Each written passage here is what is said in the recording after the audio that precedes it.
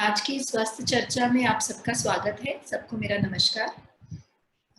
आज हम जिस विषय पर चर्चा करने वाले हैं वो बहुत ही एक कॉमन जो आजकल हम लोग देखते हैं कि जिसके जो केसेस हैं या इंस्टेंसेस हैं वो ज़्यादा बढ़ते जा रहे हैं, दैट इज़ फूड एलर्जीज।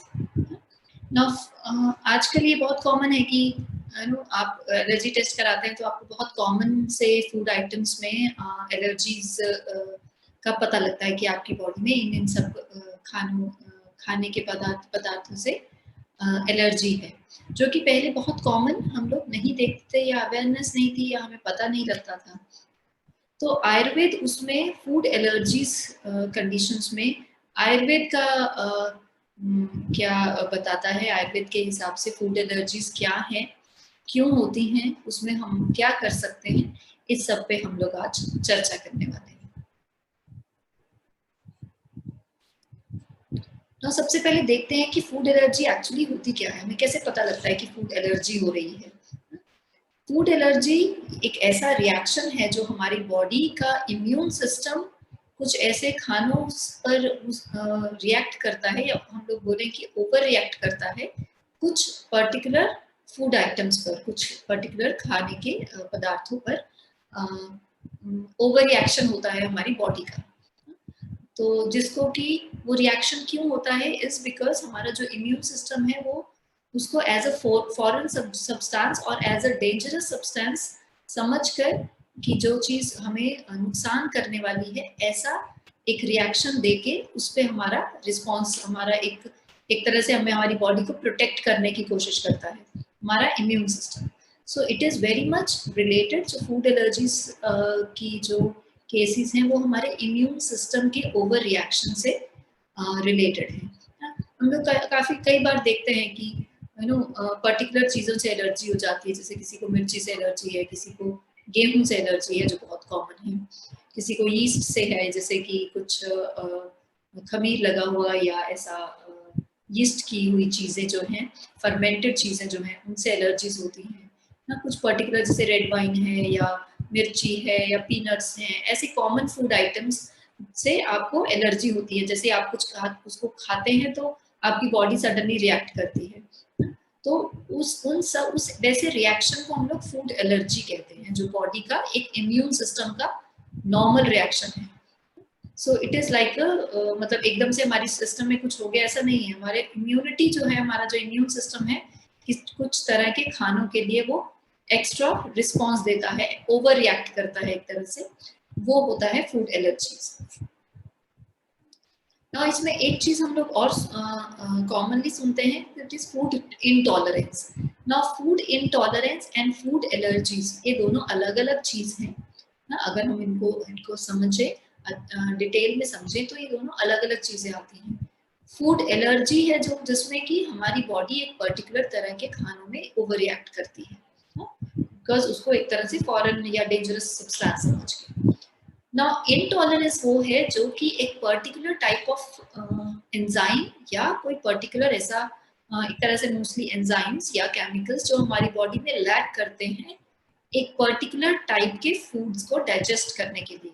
जैसे आप लोगों ने काफी कॉमनली सुना होगा कि लैक्टोज इंटॉलरेंस होती है, दूध से बनी जो चीजें हैं या lactose that is milk product से एलर्जीज होती है। सो उसमें होता क्या है कि ऐसा एक एंजाइम दैट इज लैक्टेज, जो कि हमारी बॉडी में लैक करता है या प्रॉपरली वो उसके प्रोडक्शन नहीं होती है, उसकी कमी होती है हमारे शरीर में। तो जैसे ही कुछ भी डायरी प्रोडक्ट्स या कुछ भी दूध से बने पदार्थ खाते हैं तो बॉडी में एक तरह से सिम्टम, अलग से सिम्टम्स देखने को मिलते हैं, जैसे हम लोग बोलते हैं कि फूड इंटॉलरेंस हो रही है। सो लैक्टोज इंटॉलरेंस है। सो बिकॉज आर बॉडी में एक एंजाइम है जिसकी प्रोडक्शन प्रॉपरली नहीं हो रही, हमारी बॉडी उसको लैक कर रही है। सो एलर्जीज में जनरली ऐसा नहीं होता है। एलर्जीज में इट इज लाइक रिएक्ट, हमारा इम्यून सिस्टम का ओवर रिएक्शन होता है, मगर इनटॉलरेंस में हमारी बॉडी में एक तरह से किसी चीज की डेफिशिएंसी हो रही है, उससे होता है। ऐसे ही ग्लूटेन इंटॉलरेंस आप लोगों ने सुना होगा, है तो वो भी एक तरह से एक इम्यून सिस्टम का रिएक्शन, जिसे हम लोग ऑटो इम्यून कह देते हैं, कि जैसे ही हम लोग ग्लूटेन या ऐसी चीजें खाते हैं जिसमें ग्लूटेन का कंटेंट ज्यादा रहता है, तो बॉडी में एक तरह से एडवर्स रिएक्शंस आते हैं। तो जैसे कि फूड एलर्जीज और फूड इंटॉलरेंस, जैसे मैंने बताया कि दोनों अलग अलग बातें हैं, अलग अलग चीजें हैं।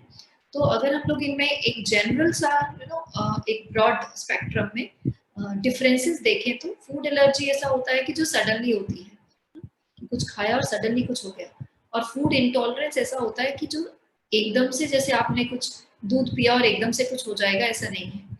आप नोटिस करते हैं कि धीरे धीरे धीरे धीरे वो टाइम के साथ बढ़ता जाता है। मतलब आपने कभी दूध लिया या दूध के प्रोडक्ट्स लिए, आपको लगा कि कुछ बॉडी ने रिएक्ट किया, मगर वो धीरे धीरे बढ़ता हुआ इंटॉलरेंस में कन्वर्ट हो जाता है। ऐसे ही फूड एलर्जी जो होती है, वो एक थोड़ा सा भी आपने ऐसा कुछ खाना लिया जिससे कि आपकी बॉडी एलर्जिक है, तो एकदम से आपको रिएक्शन आता है। जबकि फूड इंटॉलरेंस जो है उसमें ऐसा नहीं होता। उसमें ये होता है कि या तो आपने ज्यादा क्वांटिटी में ले लिया, या फिर आप रेगुलरली उस चीज को लेते रहें, तो आप में बॉडी आपकी रिएक्ट करती है। फूड एलर्जी में जितनी बार भी आप ऐसा कुछ खाना खाएंगे जिसके लिए आपकी बॉडी एक एलर्जिक रिएक्शन शो कर रही है, तो हर बार आपको एलर्जी जैसे सिम्टम्स आएंगे। और फूड इंटॉलरेंस में एकदम हर बार आप खाते हैं ऐसा नहीं होता। अगर आप उसको रेगुलरली बहुत फ्रीक्वेंटली खाते रहते हैं, तब आपको इंटॉलरेंस के सिम्टम्स दिखाई देते हैं। फूड एलर्जी अगर बहुत ज्यादा एकदम से रिएक्ट ऐसे करे कि रेस्पिरेटरी सिस्टम को रिएक्ट कर रही है, या हमें डाइजेस्टिव सिस्टम को एकदम से रिएक्शन ऐसा है, तो it could B life threatening. Generally जो हमारे कॉमन हम लोग रूटीन में देखते हैं, तो फूड एलर्जीज में ऐसा लाइफ थ्रेटनिंग होता नहीं है, मगर कैटेगराइज वाइज अगर हम देखें तो वो लाइफ थ्रेटनिंग हो सकती है। मगर जनरली फूड इंटॉलरेंस जो है, उसके जो रिएक्शंस आते हैं वो जनरली लाइफ थ्रेटनिंग नहीं होते।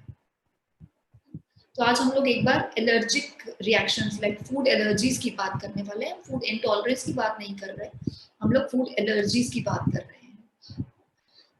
कॉमनली हम लोग देखते हैं कि जैसे कुछ लोगों को एग से, दूध के प्रोडक्ट से, या मूंगफली है, पीनट्स हैं, या किसी किसी को ट्री नट्स जैसे कि बादाम हो गया, काजू है, पिस्ता है, ऐसे जो कॉमन ड्राई फ्रूट्स हम लोग लेते हैं, उससे एकदम से बॉडी में एलर्जिक रिएक्शन आता है। किसी किसी लोग को तिलों से भी होता है। तिल का तेल खा लिया, या तिल का तेल कहीं लगाया, या तिल खाने में आ गए तो उनकी बॉडी एकदम से रिएक्ट करती है। ऐसे ही सरसों है, like I am talking about common things. उसमें कुछ भी हो सकता है। किसी किसी को चिली से भी होती है, लाइक एग बहुत कॉमन है, मीट से है, फिश से भी बहुत कॉमन है कि एलर्जी रिएक्शन आता है एकदम से। कुछ लोगों को अगर ये टाइम टू टाइम इसको हम लोग ट्रीट नहीं करते हैं, तो धीरे धीरे वो खट्टे पदार्थ हैं या कुछ भी ऐसा मिल्क बेस्ड चीज ली, तो बहुत कॉमन फूड आइटम्स जो हम लोग लेते हैं, उससे बॉडी में एलर्जिक रिएक्शंस होने के चांसेस हो जाते हैं। तो अगर हम लोग देखें तो साइंस एंड सिम्टम में कैसे पता लगे कि हमें फूड एलर्जी हो रही है, लाइक किसी चीज से एलर्जी हुई है, या इनडाइजेशन हुई है, या सडनली कुछ रिएक्शन हुआ है, कैसे पता लग सकता है? दैट इज, अगर आप कुछ भी ऐसा खाना खाते हैं, लाइक हर बार खाना खाने से, जैसे हमने बात करी कि आपने हर बार, जैसे मूंगफली फॉर एग्जांपल, हम लोग मूंगफली का अगर एग्जांपल ले, आप मूंगफली खाते हैं तो आपको एकदम से बॉडी में इचिंग शुरू हो जाती है, या एकदम से बॉडी में रेडनेस हो जाती है, या फिर फेस में या लिप्स में कहीं एकदम से सूजन हो जाती है। तो जितनी बार आप खाते हैं मूंगफली, उतनी बार आपको वैसा रिएक्शन आता है। So that is science and symptoms में हो गया कि आपको एलर्जी हो सकती है मूंगफली से। तो कॉमनली जो सिम्टम्स हम लोग देखते हैं, सबसे पहले एक्जिमा, जैसे कि ये हाइव्स हो जाते हैं स्किन में, दापड़ जैसे हो जाते हैं, खुजली चलती है, एंड जैसे मच्छर काटता है वैसे स्किन में मोटे मोटे रिएक्शन होने लगते हैं, या पूरी शरीर में खुजली चलने लगती है।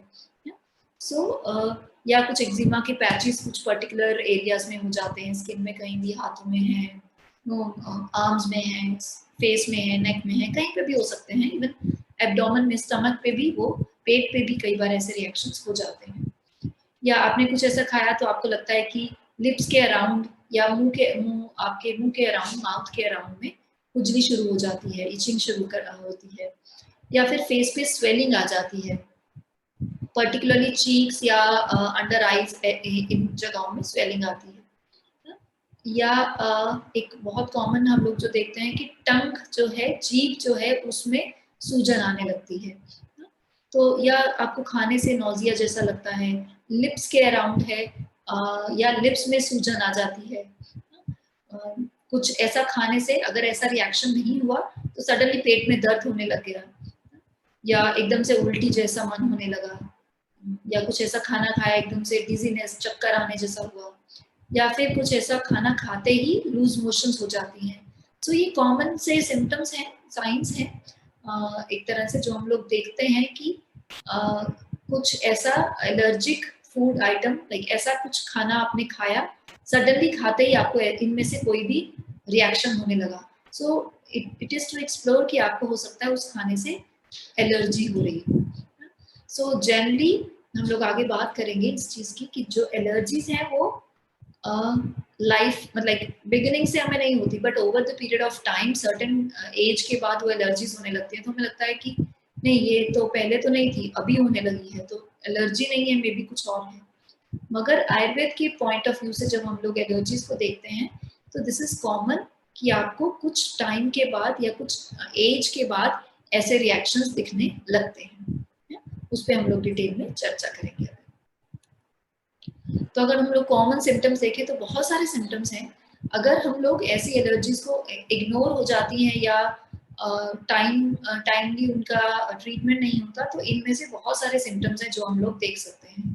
पेट का फूलना है, पेट में दर्द है, लाइक कुछ ऐसा ही कुछ भी ऐसा खाया तो पेट फूल गया, या कुछ पर्टिकुलर फूड आइटम से, या पेट में दर्द होने लगा, कभी लूज मोशन हो गई, या कभी कॉन्स्टिपेशन कब्ज की शिकायत हो गई, या कभी अतिसार हो गया, लूज मोशन होने लग गई। अनीमिया परसिस्ट करता है, लाइक खून की कमी हो जाती है, कमर में दर्द है, आपकी बोन्स ये हैं या आपके नेल्स हैं बहुत जल्दी से टूटने लगते हैं, ब्रिटल हो जाते हैं। ऐसे ही, या फिर आपके मूड स्विंग्स बहुत ज्यादा होते हैं, एकदम से इरिटेबल हो जाता है, या फिर एंजाइटी एकदम से हो जाती है। तो बहुत सारे इसके सिम्टम्स है। एकदम से आपको थकावट सी फील होती है, रूखे से हेयर्स हो जाते हैं, जॉइंट पेन्स हैं, सर में दर्द है, बालों का झड़ना है, वेट लॉस होना शुरू हो जाता है, या आपको टीथ या गम्स की प्रॉब्लम्स होती हैं, या कुछ स्किन के इश्यूज होने लग जाते हैं। तो बहुत सारे इसमें सिम्टम्स रहते हैं कि जो कि एलर्जी से उसको कोरिलेट कर सकते हैं कि it could be because of certain allergies in the body. So अगर ये जो फूड एलर्जीज हैं इनको हम लोग टाइमली ट्रीट नहीं करते हैं, अनट्रीटेड रह जाती हैं, तो उसके कुछ कॉम्प्लिकेशंस होना शुरू होते हैं जो कि हम लोग ब्रॉडली देख सकते हैं। जैसे हमने टाइम से अगर एलर्जीज को नहीं देखा कि अगर उसको ट्रीट नहीं किया तो एक तो ग्रोथ रिटार्डेशन है, जो ग्रोइंग एज है उसमें अगर एलर्जीज, फूड एलर्जीज परसिस्ट करती हैं मगर वो अनट्रीटेड रह जाती हैं, उसको टाइमली ट्रीटमेंट नहीं मिलती, तो ग्रोथ में रिटार्डेशन होने का, लाइक ग्रोथ है जो स्लो हो जाती है या कम होती है, उसके चांसेस बहुत कॉमन होते हैं। ऐसे ही हीमोग्लोबिन है, खून की कमी है जो, वो होने के चांसेस होते हैं, like lower haemoglobin, the sense कि आपके जो हीमोग्लोबिन लेवल है या खून की कमी है जो हमेशा परसिस्ट करती है, मतलब आप बहुत अच्छा खाना भी खाते हैं मगर हर बार आप देखते हैं कि खून की कमी उसमें आपके ब्लड टेस्ट में वो पाई जाती है। ऐसे ही हड्डियों का कमजोर होना है, या कैल्शियम की जैसे बोन्स में कमी होती है तो बोन्स जो है हड्डी कमजोर होने लगती हैं, या फिर बॉडी जो है वो माल नरिश्ड, मतलब प्रॉपर न्यूट्रिशन नहीं है, वो स्किन में, आपके बोन्स में, आपकी मसल्स में ये सब दिखने लगता है। ये जो हम चीजें देखते हैं कि आपको फूड एलर्जी कुछ थी मगर उसको प्रॉपरली ट्रीट नहीं हुआ तो आपकी बॉडी में ये सब लॉन्ग टर्म कॉम्प्लिकेशंस होने के चांसेस हो जाते हैं। अब हम लोग अगर यहाँ तक हमने बात करी कि फूड एलर्जी क्या होती है, कैसे पता लग सकता है कि may be it's a food allergic reaction, क्या उसके साइंस एंड सिम्टम्स हो सकते हैं ना। अब आयुर्वेदा फूड एलर्जीज के बारे में, आयुर्वेद का जो अप्रोच है, जो कॉन्सेप्ट है वो क्या है। आयुर्वेद में हम लोग जब फूड एलर्जीज की बात करते हैं, सो इट इज समथिंग जो कि बॉडी में होने वाले आम कहते हैं उसको, उससे रिलेट होता है। That is undigested residue. बहुत बार ऐसा देखा गया है कि हम लोग ऐसा कुछ खाना खाते हैं जो हमें पता है अनहेल्दी है, जैसे आपने फास्ट फूड लिया या बहुत फ्रिक्वेंटली फास्ट फूड ले रहे हैं, एज सच आपकी बॉडी में कोई रिएक्शन नहीं आ रहा, कोई साइड इफेक्ट नहीं हो रहा, तो आपको लगता है कि ठीक है, it is getting digested. And most of the time अगर आपकी जो अग्नि है, मतलब आपकी बॉडी की जो पाचन शक्ति है, डाइजेस्टिफायर है, अगर वो अच्छी है, प्रॉपर है, तो आपका वो सब चीजें प्रॉपरली डाइजेस्ट हो रही हैं। मगर बहुत बार ऐसा होता है कि हम देखते हैं कि हमने ऐसा कुछ खाया, मगर उससे कुछ एसिडिटी या ब्लोटिंग हुई, मगर कुछ घंटे बाद वो ठीक हो गई। तो ये जो चीज है, दैट मीन्स आपकी जो डाइजेस्टिव फायर है उसने वैसे खाने को अच्छे से डाइजेस्ट नहीं किया, इसलिए आपको ऐसा कुछ रिएक्शन आया। तो वो जो खाना प्रॉपरली डाइजेस्ट नहीं हुआ, वो अनडाइजेस्टेड रेजिड्यू के फॉर्म में आपके शरीर में इकट्ठा होता रहता है टाइम टू टाइम। आप देखें तो हमारी बॉडी में वाटर सोल्यूबल जो टॉक्सिन्स हैं वो निकलते हैं पसीने के थ्रू, या फिर यूरिन के थ्रू, या फिर फीकल मैटर के थ्रू, वाटर बेस्ड। मगर जो ऑयल बेस्ड हैं वो हमारे शरीर में अंदर ही एक्यूमुलेट होते रहते हैं, धीरे धीरे धीरे धीरे वो बॉडी में ही सर्कुलेट करते रहते हैं। तो वो जो है उसको आम कहा जाता है कि जैसे कुछ चीज आप रेगुलरली खाते जा रहे हैं, ऐसा आपको लगता है कि डाइजेशन प्रॉपर नहीं है, बट हम लोग उसको इग्नोर कर रहे हैं। तो कुछ सालों के बाद आप देखते हैं कि ऐसा कुछ भी खाना खाने से आपको, जो हमने अभी सिम्टम्स डिस्कस किए थे, ऐसे कुछ सिम्टम्स होने लगते हैं, ब्लोटिंग होने लग जाती है। जैसे थोड़ा सा पिज्जा खाया या थोड़ा सा बर्गर या कुछ भी फ्राइड खाया, तो एकदम से मे बी इचिंग होने लग गई, या पेट में दर्द होने लग गया, या लूज मोशंस होने लग गई। सो it is like over the period of time आपकी बॉडी में वो इकट्ठा होते होते आम की कॉन्सेप्ट में अनडाइजेस्टेड फूड इकट्ठा होने लग गया। तो जैसे ही आप ऐसा कुछ खाते हैं आपकी बॉडी रिएक्ट करती है। तो आयुर्वेद जो है उसको जितनी भी फूड एलर्जीज हैं उसको हमारे शरीर में इकट्ठा होने वाले आम से कोरिलेट करता है। इसलिए जैसे मैंने पहले बताया था कि हमें एलर्जीज जो है वो लाइक बचपन से एलर्जीज पर्टिकुलरली बहुत कॉमन जो हम लोग आजकल देखते हैं, जो फूड एलर्जीज है वो बचपन से पर्टिकुलरली नहीं होती है, मगर सर्टेन एज के बाद लाइक 30 इयर्स या 20 इयर्स या 40 इयर्स के बाद आप देखते हैं कि दूध से मुझे पहले तो एलर्जी नहीं थी, मगर अब कुछ सालों से एलर्जी होने लग गई है। मैं जैसे ही दूध लेता हूँ या लेती हूँ तो मेरे पेट में भारीपन होने लग जाता है, या लूज मोशंस होने लगती हैं। तो दैट मीन्स आपकी बॉडी में वो एलर्जी पहले नहीं थी, मगर टाइम के साथ बॉडी में आम की एक्यूमुलेशन होने लगी, अनडाइजेस्टेड फूड की एक्यूमुलेशन होने लगी, तो बॉडी जो है आपकी एक तरह से आपका जो इम्यून सिस्टम है उसको एलर्जिक रिएक्शन की तरह उसको प्रोड्यूस करने लगा। जैसे हम लोग कॉमनली देखते हैं कि हमने कुछ खाना खाया, इवन हेल्दी खाना भी खाया, तो most of the people like बहुत सब लोगों ने एक साथ खाना खाया, किसी को कुछ नहीं हुआ, मगर उनमें से एक किसी को एकदम से कुछ एलर्जिक रिएक्शन हो गया ना, या एकदम से कुछ पेट में दर्द, जलन, ऐसा कुछ भी स्किन कंडीशन या ऐसा कुछ हो गया। सो दैट मीन्स वो कुछ किसी एलर्जिक रिएक्शन से हुआ आपकी बॉडी में। सो आयुर्वेद जो है जनरली किसी भी तरह के एंटीजेनिक मटेरियल या कोई भी जो एलर्जिक रिएक्शन बॉडी में आता है, कोई भी आउटसाइड फूड से, या कोई भी ऐसा फूड जिस पे आपकी बॉडी अब फर्दर उसको टॉलरेट नहीं कर सकती, तो उसको आम के कॉन्सेप्ट से कोरिलेट करता है। That is undigested food residue जो हमारी बॉडी में टाइम टू टाइम इकट्ठा होता रहता है। से हम लोग आम की बात करें कि ये जो है कि हमारी बॉडी में एक तो डाइजेशन जो है उसको इंटरफेयर करता है, तो फर्दर जो है वो इम्यून सिस्टम को भी इफेक्ट करने लगता है। हमारी जो इम्यूनिटी है, इम्यूनिटी जनरली हम लोग जब बात करते हैं इम्यूनिटी की, हम न्यूट्रिशन की बात करते हैं। अगर हमारा न्यूट्रिशन अच्छा है तो हमारी इम्यूनिटी अच्छी है ना। न्यूट्रिशन कहाँ से आता है कि अगर हमारी डाइजेस्टिव फायर अच्छी है, like most of the time हम सबकी कोशिश ये होती है कि हम लोग हेल्दी खाना खाएं। हेल्दी खाना खाने के बावजूद भी अगर आपकी इम्यूनिटी लो है, सो दैट मीन्स आपकी बॉडी में आर्म की एक्यूमुलेशन है। सो देयर इज समथिंग कि आप बहुत हेल्दी खाना खा रहे हैं मगर फिर भी बॉडी के को पूरा न्यूट्रिशन नहीं मिल रहा, तो आपका इम्यून सिस्टम है जो वो स्ट्रॉन्ग नहीं हो रहा है। So this concept can be related with arm, collection of arm in the body. Undigested foods बहुत टाइम टू टाइम इकट्ठा होते रहते हैं, सालों साल इकट्ठे होने के बाद फिर बॉडी उसमें एक थ्रेशोल्ड लेवल आ जाता है जब बॉडी उसके लिए रिएक्ट करने लगती है। सो जब कॉन्टिन्यूसली ये आर्म जो है बॉडी के सिस्टम में रहता है, तो एक तरह से परमानेंट इम्यून सिस्टम जो है अलर्टनेस में हो जाता है कि आपका इम्यून सिस्टम जो है वो अलर्ट रहेगा। जैसे ही कुछ ऐसा खाना आया, आर्म की फॉर्मेशन हुई, एलर्जिक रिएक्शन आ जाएगा। सो आर्म से हम लोग कैसे बच सकते हैं उस पर हम लोग अभी डिटेल में बात करेंगे ना। सबसे पहले अगर देखें तो कॉजेज क्या हैं आर्म फॉर्मेशन के, हमारी बॉडी में क्या कॉजेज हैं।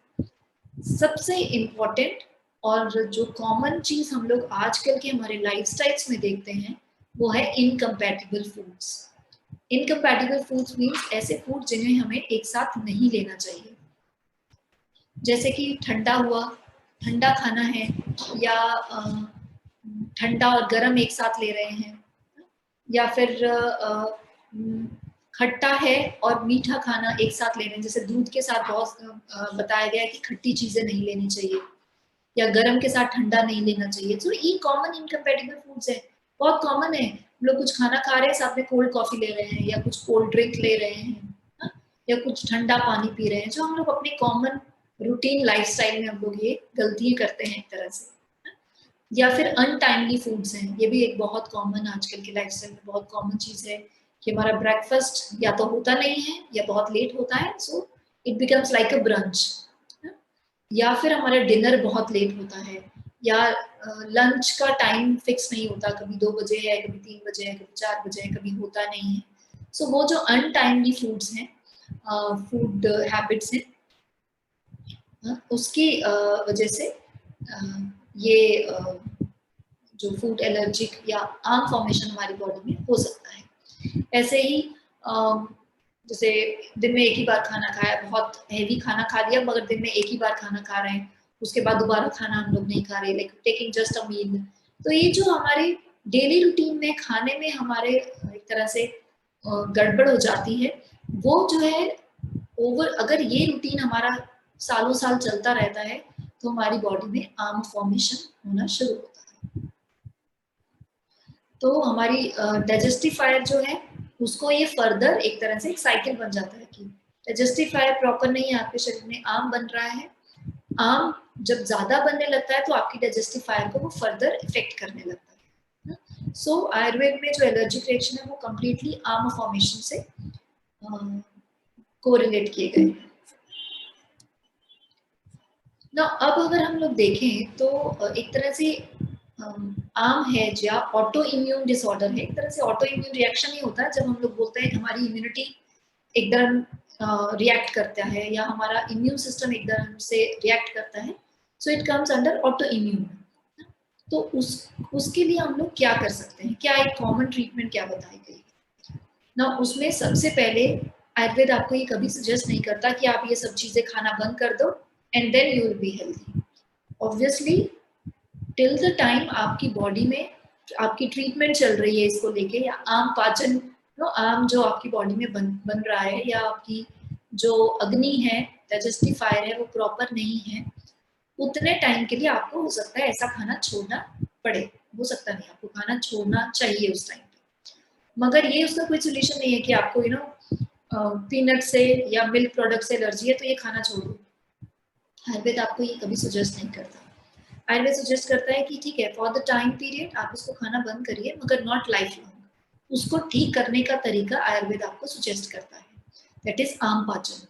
आपकी बॉडी में जो कुछ टाइम पीरियड से आम इकट्ठा होता जा रहा है उसको आप कैसे बॉडी में या तो वो पाचन से निकलता है, लाइक उसको पचा देते हैं दवाइयों से, या फिर कुछ ट्रीटमेंट्स रहती हैं जैसे पंचकर्मा ट्रीटमेंट रहती है, हम लोग उसके बारे में बात करने वाले हैं, उससे हमारी बॉडी का एक तरह से शोधन हो जाता है।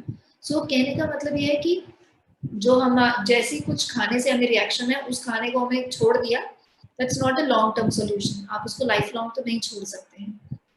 तो सिंपल आयुर्वेदिक जो थेरेपीज हैं या एडवाइसेस हैं, अगर आप उसको फॉलो करते हैं तो धीरे धीरे आपकी ऐसे फूड्स जिसका आपकी बॉडी में एलर्जिक रिएक्शन होने लगा, आयुर्वेद उसको दोबारा से आपकी बॉडी को ऐसा कंडीशन में लेके आ सकता है कि आप उन खानों को वापस से खाना शुरू कर सकते हैं।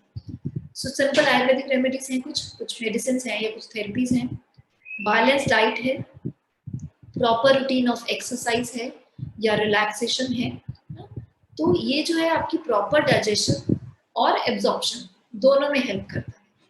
तो इन द सेंस कि आपकी बॉडी में जो आम बनता जा रहा है उसको रोकने के लिए आपका बैलेंस डाइट, आपकी एक्सरसाइज और कुछ सिंपल रेमेडीज वो आपको कंप्लीटली एलर्जिक रिएक्शन से बाहर लेके आ सकते हैं।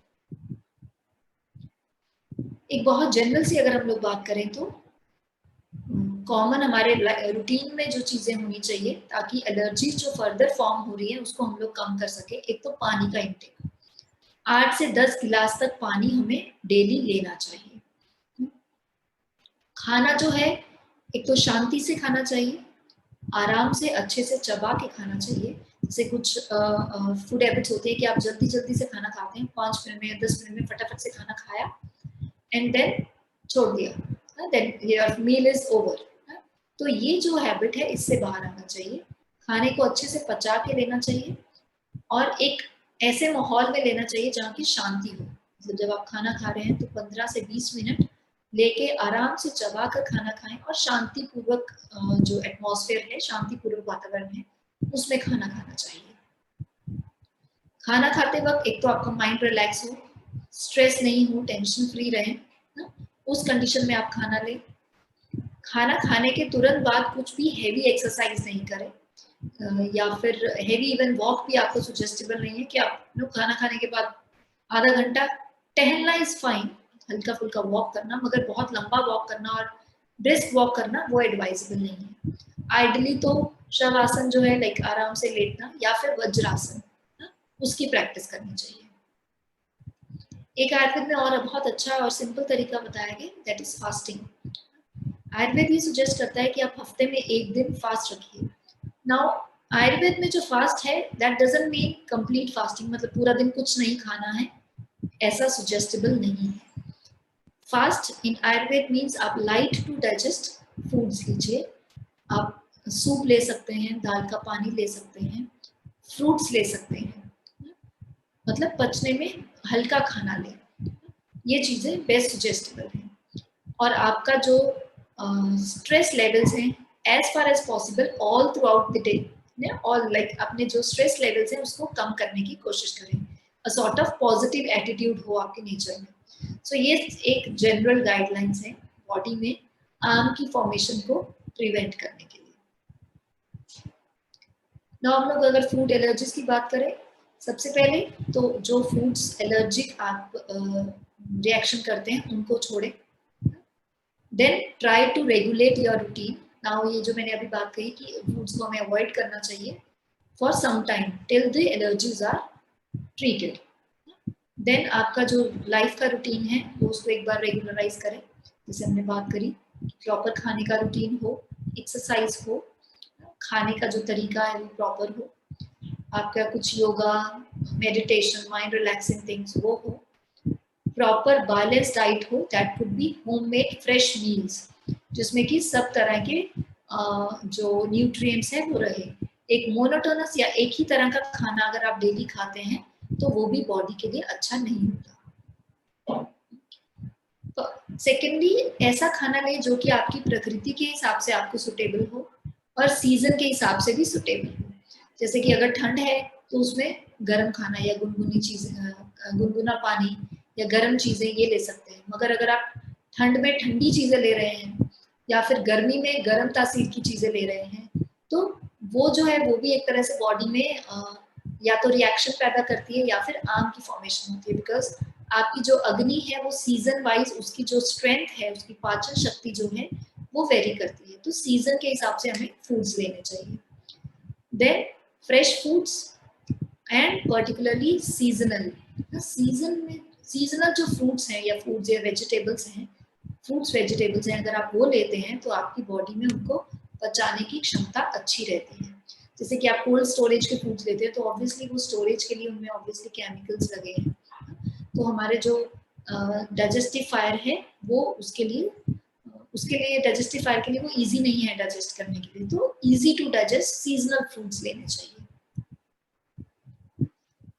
और ऐसे फूड कॉम्बिनेशंस लें जो कि एक दूसरे की टॉलरेंस बढ़ाएं, इनटॉलरेबल नहीं, जैसे ठंडा और गर्म एक साथ नहीं लें, दूध और खट्टे फल एक साथ नहीं लें, जैसे शेक्स हैं दैट्स इनकम्पैटिबल।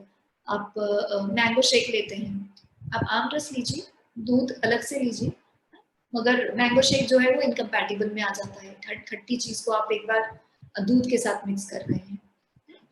तो ये चीजें जो है एक तरह से हमारे रेगुलर रूटीन में हमें इम्प्रूव करना चाहिए, एक तरह से अडेप्टिंग टू सुटेबल फूड्स। हमें जो सुटेबल फूड्स हैं according to the area we are living, according to our age, according to the season and according to our body type, वैसे खाना लेना चाहिए। कुछ आयुर्वेदिक हर्ब्स रहती हैं, एक तरह से वो रसायन की कैटेगरी में आते हैं, like rejuvenation, it could be herbs, it could be some therapies.